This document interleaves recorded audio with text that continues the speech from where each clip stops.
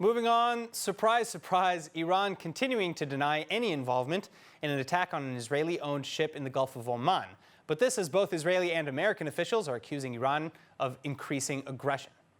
In a bizarrely ironic statement sent to the United Nations on Tuesday, Iran's UN ambassador is accusing Israel of playing the victim to distract attention from its destabilizing acts and malign practices in the region.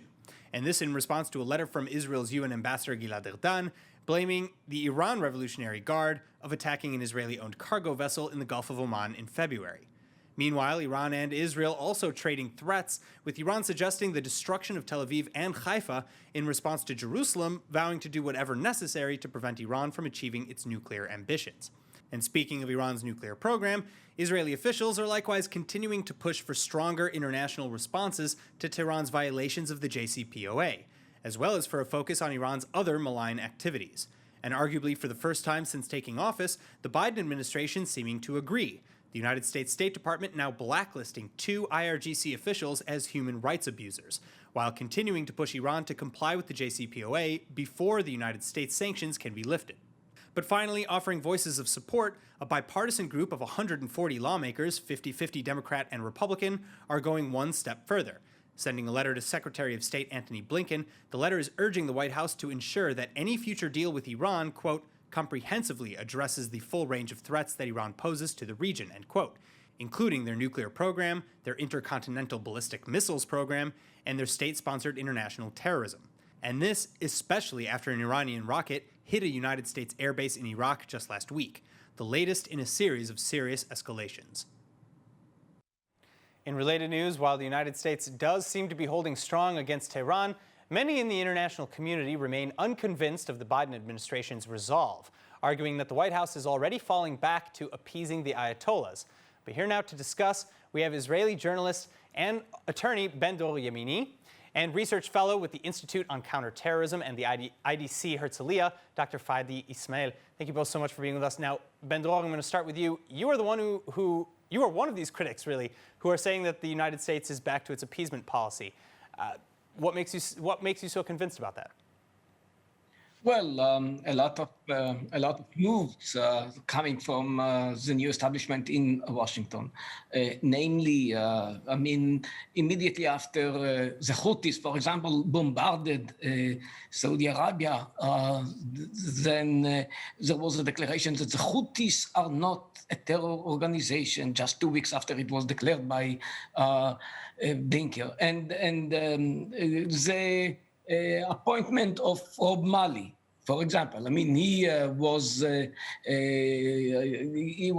managed the negotiation in the time of Obama in 2015. Now, when you see it all together and you see that actually Iran is keeping with bombardments. I mean, almost every 2 days there is something which is taking place in Saudi Arabia. Sometimes it's by proxy, of course, by the Houthis, but it is happening all the time. And we do not see, unfortunately, a real change from Washington. And appeasement will not help in this time. I'm not saying that we need a new war.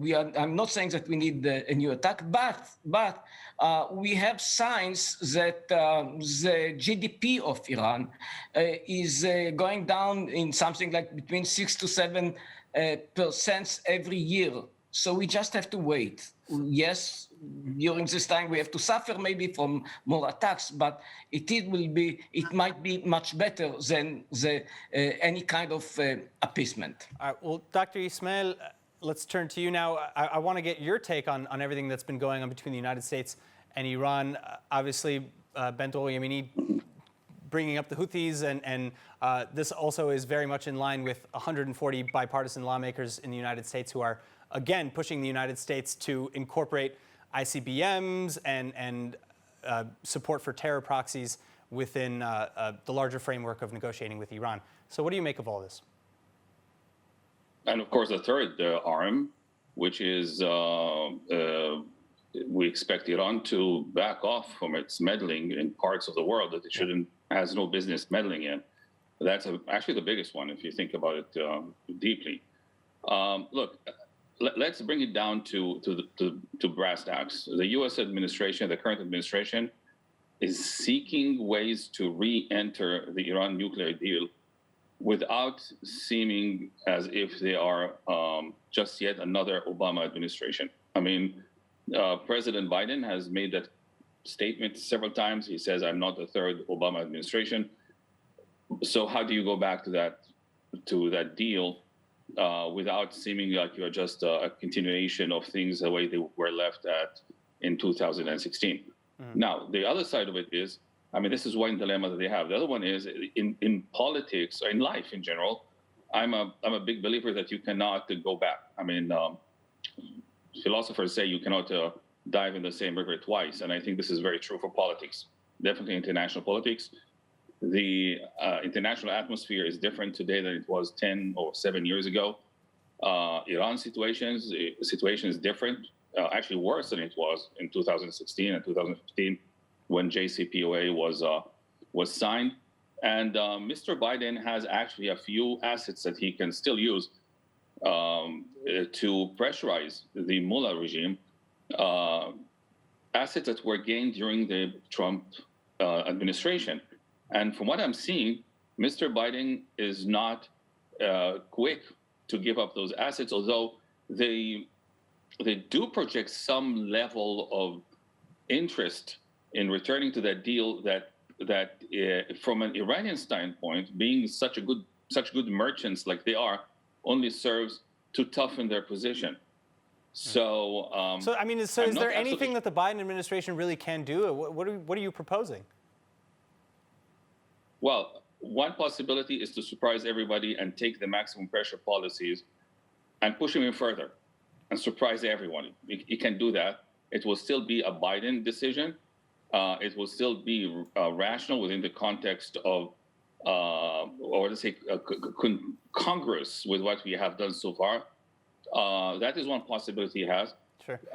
There are some possibilities I think we can think of. We have to understand the Iran situation is happening in a context of a wider international political situation, a wider contest between the U.S., Russia, and China. So without again, understanding the wider context, it's hard to really come up with ideas. Yeah. So again, I'm going to ask the question, and this time I want to turn back to you, Ben-Dror. Final comments. What should the United States be doing differently? Briefly, please. Yeah, I think it was said. I think more pressure can work. We just have to wait. I mean, one thing that we do not have when I'm speaking about us, it's in the West, in the United States, mainly in Europe, some more time. That's what we need. I mean, Sure. Iranians think for the long run, and unfortunately, in Europe and in the United States, they think for the short run. We have to wait. Yes, we need kind of patience in order to see the results. We see already results. We see what is happening to the Iranian economy. We just have to wait. We just have to keep on, even if in this time passing, the Iranians will keep on with their terror, with their interference in so many places, Hezbollah, Hamas, Houthis, and so on. All right, Dr. Fadi Essmaeel and Ben-Dror Yemini, thank you so much for being with us.